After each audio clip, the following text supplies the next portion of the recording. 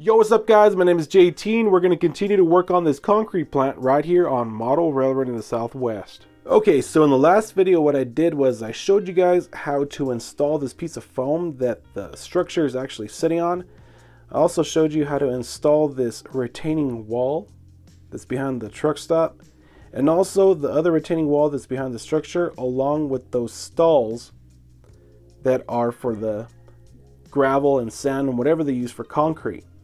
Now over here on this section, I did not show you guys this in the last video.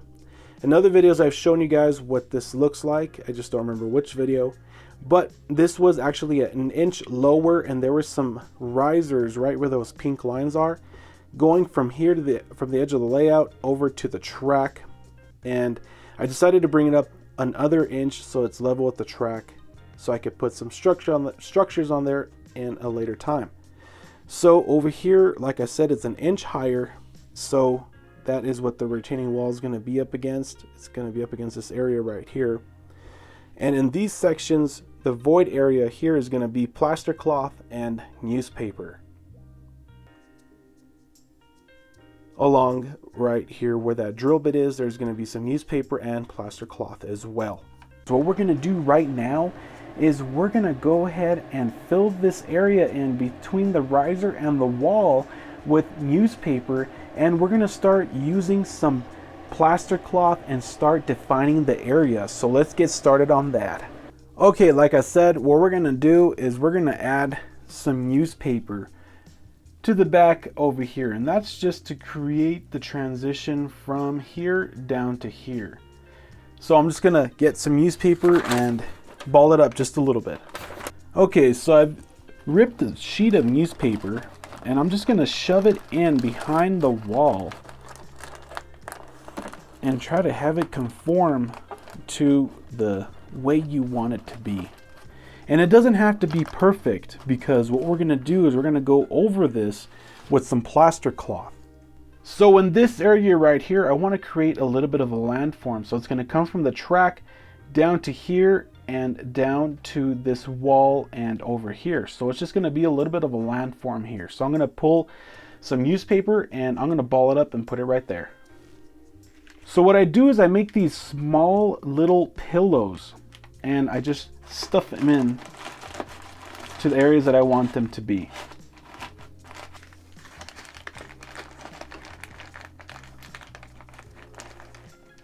Now that I have a little bit of the land feature that I want it to be, what I'm going to use is masking tape, just like this, and I'm going to tape it down.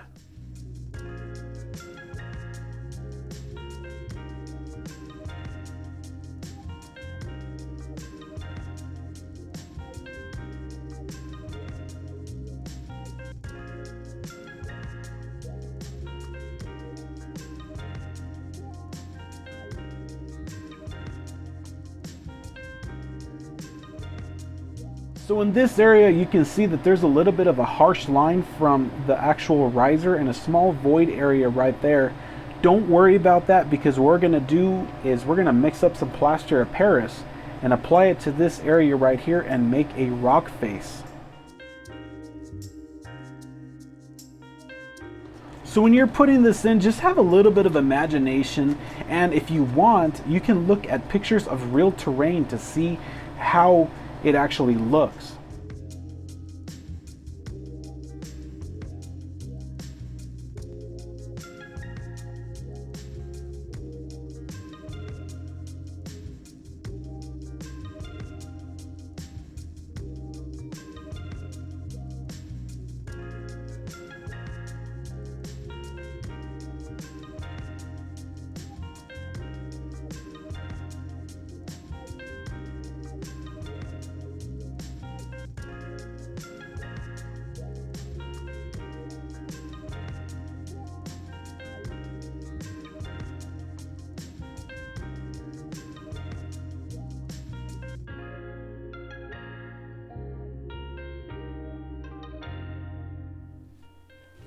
Okay, so what I really want to do is I want to protect my bridge abutment, my wall, and also the concrete parking lot. I do not want to get plaster on that, because if I do, it's going to make a mess and it's going to look awful. So what I'm going to do is I'm going to use some painter's tape and go over it so that it can be protected from the plaster. So I want to go right to the edge of the concrete so that it's protected, just like that. And I'm going to do it to this as well. Okay, so here's all the newspaper installed along with the painter's tape on top of the concrete. And let's get started on the plaster cloth. Alrighty guys, so let's get started on the plaster cloth. So the cloth that I'm using is Woodland Scenics Plaster Cloth Narrow Roll. You do not have to use Woodland Scenics. It can be a little pricey. I just got it because I found it at a train show for a very good price. There's other stuff you can get like at Hobby Lobby and stuff like that. Another thing that I have is a bowl of water. I'm using a paper bowl just because I do not want to have to clean the bowl afterwards. I can just throw this one away. So all you got to do is take your plaster cloth out of your packaging, and it looks like this. It's just a roll of plaster cloth, and all you got to do is pull it apart or unroll it and cut it out with a pair of scissors. What I like to do is measure how long I'm going to need it, and then I cut it out.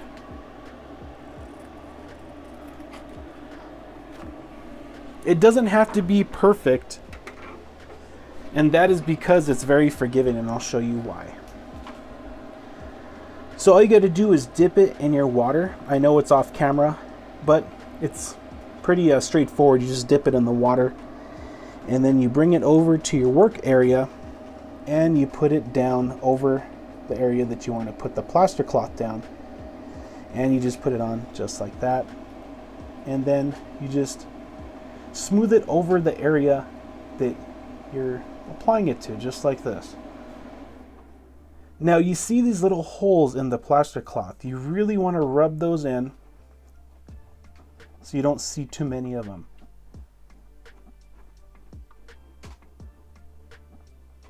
You can actually wait just a little bit until the plaster cloth has had time to set.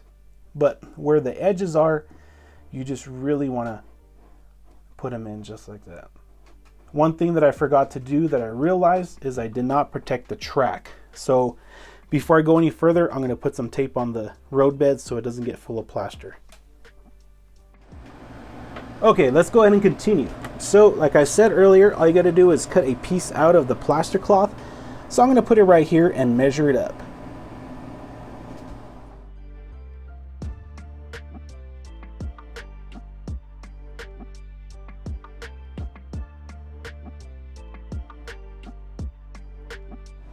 So like I said, you really want to get those little holes out, and if it starts to set, which it is right now, and it's only been a couple of minutes or so, all you got to do is get a spray bottle and spray the plaster, and it'll reactivate it just a little bit. You don't want to soak it, just put a little bit of water on it.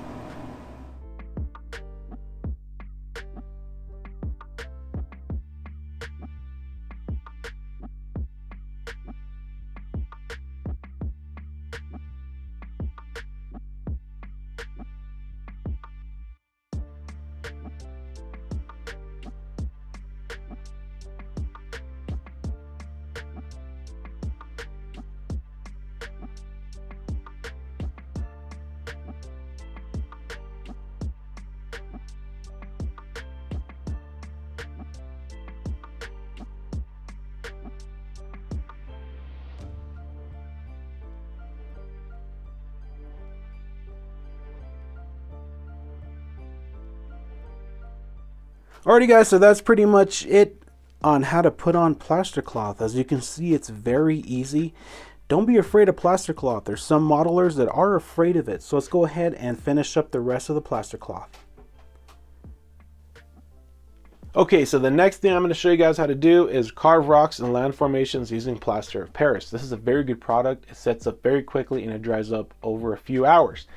The only drawback to using plaster of Paris is the setup time. It's very quick and it's not forgiving once it's already set up. You cannot carve it anymore, so you have very little working time. The best way to increase the working time is to use cold water. That's why I have a bottle of water here. This was in the fridge. So I'm going to use that so that it's very cold and I can increase my working time. The next thing I'm going to use are this carving set. You can get this at Hobby Lobby. This is a very nice carving set. This is a new one. The other one, I cannot find it. So I got a new set here. So we're going to use these ones today. So I'm going to show you guys how I mix it up. There's directions on the packaging, on the Plaster of Paris package, but I'm just going to show you guys how I mix up mine. I don't have any measurements. I'm just going to show you guys the consistency. So let's get started. So what I'm going to use to mix up the Plaster of Paris is a paper bowl. The reason I use a paper bowl is because I don't like to clean up messes. I could just throw away the bowl when I'm done. So Plaster of Paris is a powder. Be careful when you open up this package. It goes everywhere. So what you do first is you add water to the container first, and then you add the Plaster of Paris. Use the instructions on the package if you've never used this before. I've used this several times, so I'm comfortable just doing it without, using measurements. So like I said, you pour the water first and then you dump in the Plaster of Paris. Like I said, it's powder. Be careful, it goes everywhere. And I know I'm working with it near my train cars, but I forgot to move them, but it's not a big deal.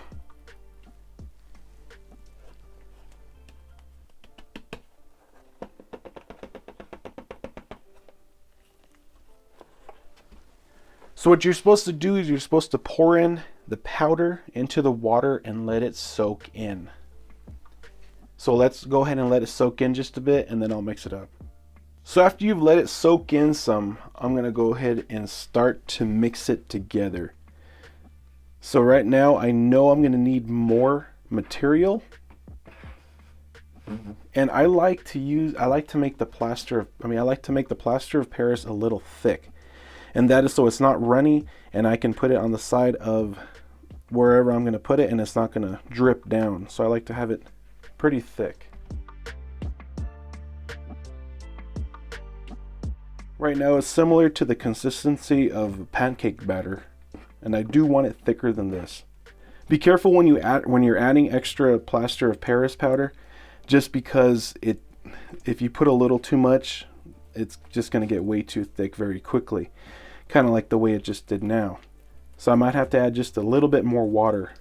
So this is the consistency that I like to have the Plaster of Paris.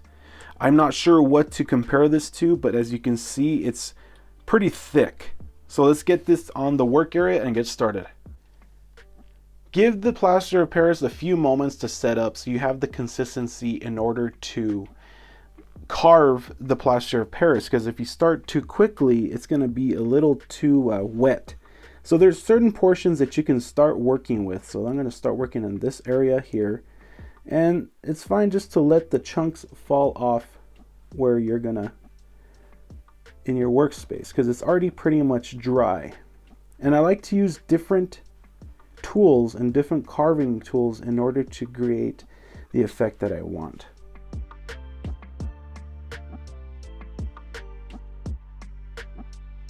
If you've never carved rocks before, look at pictures. I reference pictures all the time. Right before I started carving this landform or this rock, I looked at pictures so that I knew what I was going to attempt. So some rocks are at an angle, so that's what I'm doing here, is I'm carving this at an angle, as you can see there.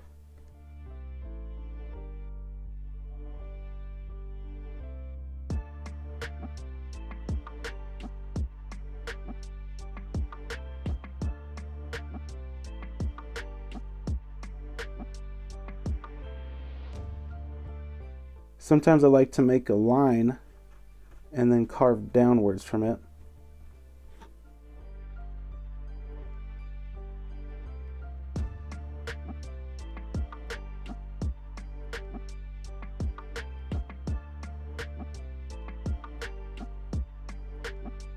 So I'll just kind of poke at the plaster too to break pieces off. There's really no perfect way to do this. You just gotta get in there and start breaking away pieces.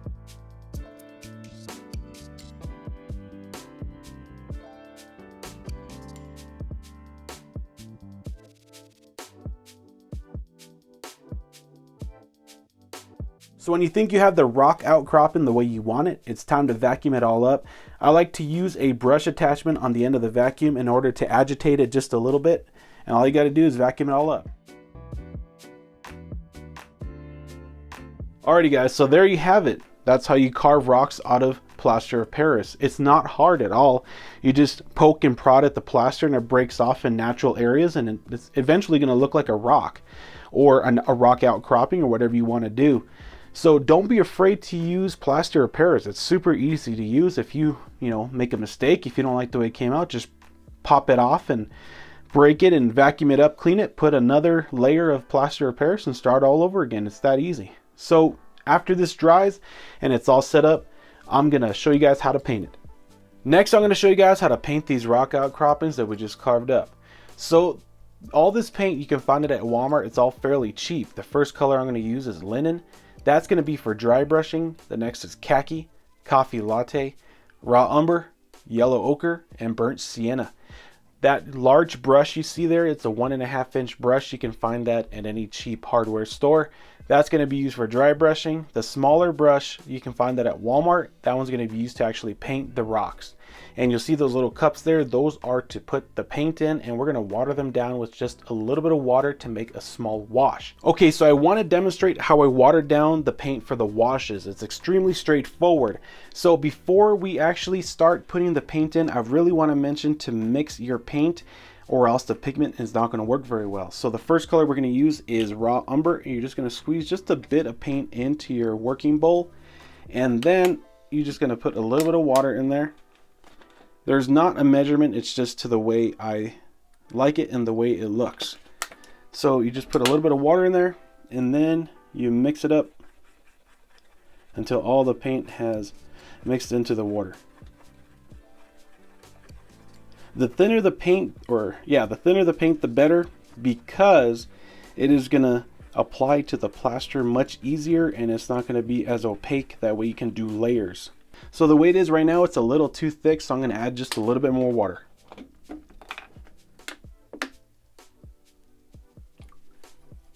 Okay, that's the consistency you want. Just like that. That's exactly the way we need it. Alright, so that's pretty much how you're gonna do it for the rest of the paint, so let's get started. So I have the paint sitting in front of me and I have it in a tray so that I make sure that I do not spill it, because that would make for a pretty big mess.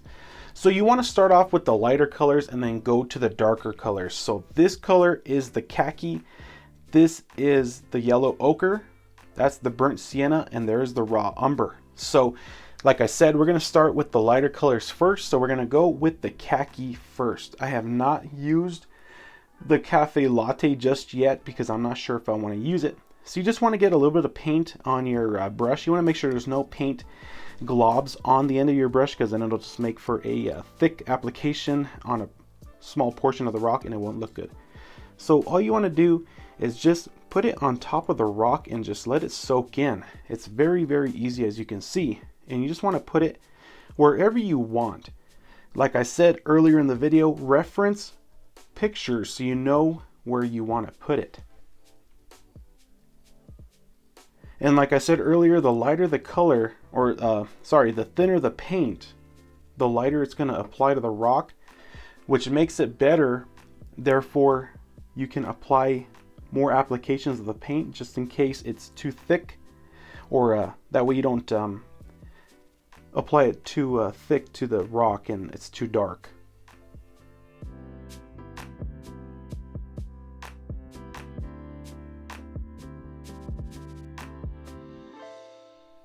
So it's easy as that. So we're done with the khaki for now. The next color I want to do is the yellow ochre. Be careful with this one. It's a little dark.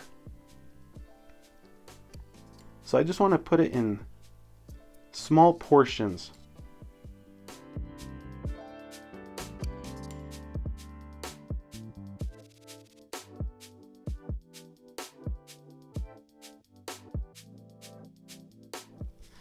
Now that you've applied the yellow ochre, we're going to go with the burnt umber. Sorry, the raw umber.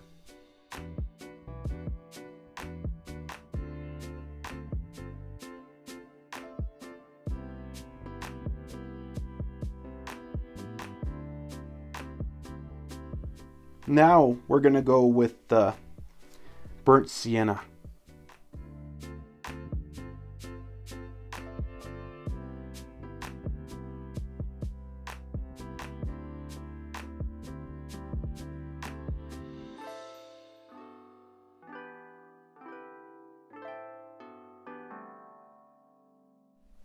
Okay, so right now I've applied most of the colors to the rock. I'm really going to tone down the yellow ochre. It's a little on the dark side for me. So we're going to work on that just a little bit. So I'm going to put a little bit more of the khaki over that.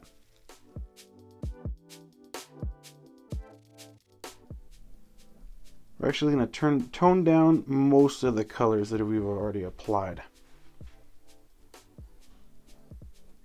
The first initial coat of the raw umber was a little on the dark side up here, if you can tell.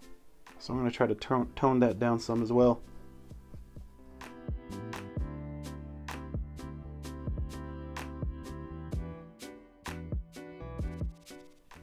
Okay, so it's starting to come together.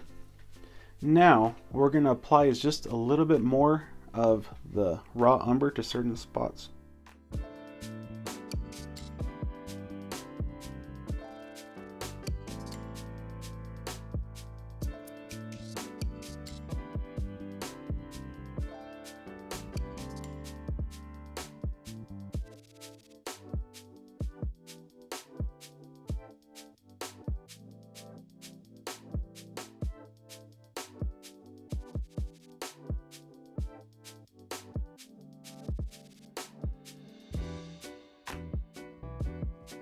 Okay, so I've switched out the raw umber for the coffee latte. So let's go over the entire rock with a wash of that color.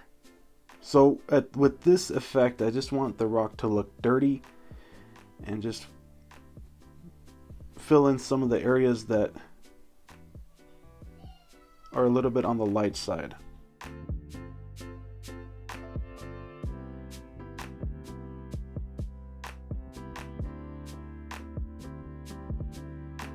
So with this color, everything's starting to tone down just a little bit, and it's all starting to bring all the colors together.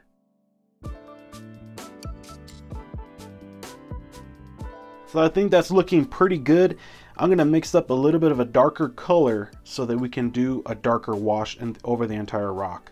So I've brought back the raw umber, and we're just going to go over it so we can fill in some of the cracks. Now, one technique I want to show you guys is so that the entire rock face does not stay really dark.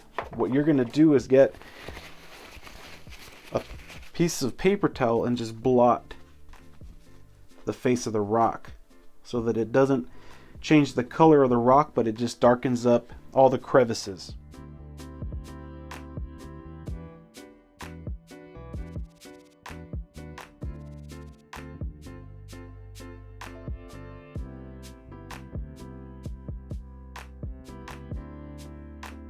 After applying the raw umber, I let it dry just a little bit, and then I went over it again with the khaki color. Now, you don't have to do all these steps that I'm doing. You could do whatever you want to do and use whatever colors you want. I am a very picky person, so I've went over this rock several times, as you've seen, with different colors just to get the effect that I want. So next step, we're going to go ahead and dry brush. So after you've let the rock dry just for a little while, a few minutes or so, you're going to dry brush over this rock. You're going to use a lighter tone from what the rock is. You're not going to use a white color. You're just going to use a lighter tone, such as a sand color. The color I'm using is the linen. So what you're going to do is you're going to get the larger brush and you're going to dip just a little bit into the paint, and then you're going to remove 99% of the paint off of the brush. So you're just gonna remove the brush by dragging it across the paper towel, just like this. You do not want this paint loaded with, this paintbrush loaded with a lot of paint, or else it'll just make a mess. So what you do is just lightly go across the top of the rock face with the paintbrush, just like this. As you can see, the paint is starting to apply to the edges that are sticking up off the rock. it's highlighting the edges. And you're not going to go really hard or apply too much pressure to the rock, or else you start painting the entire rock face, which you do not want to do. So that is about as much as I want to do for the dry brushing. I don't want to get too crazy. You can do as much as you want. I still want to see the underlying colors that I've already applied. So I'm going to go ahead and finish off the other rocks that I've done on the other side to the right of the camera, and then I'm going to show you guys an overview, and then we're going to wrap up the video. So check out the progress we got done in this video. So we got the rock outcroppings all done up and looking really good, along with the plaster cloth and those mounds for the sand and gravel in those stalls. Over here I did some rock outcroppings off camera. I think they look really good. They're going to look good from this angle and along with this angle over here from behind where the fast food restaurant's going to be. So I hope you guys no longer have any sort of reservations from using plaster of Paris or even using plaster cloth. As you can see, it's super easy to use. And if you make a mistake, just tear it out and redo it. It's easy as that. So I hope you guys enjoyed this video. If you liked it, like and subscribe to this channel, because there's going to be a part 3. And in the part 3, I'm going to show you guys how to do scenery, which is including the sand down here in the parking lot, along with some cement dust or concrete dust, and also some desert scenery along there where the plaster cloth is right there. So if you guys have any questions or anything, put it in a comment down below, or send me an email. You can find my email address on my YouTube channel info. So that's pretty much it, guys. Talk to you later. Take care and keep it between the rails.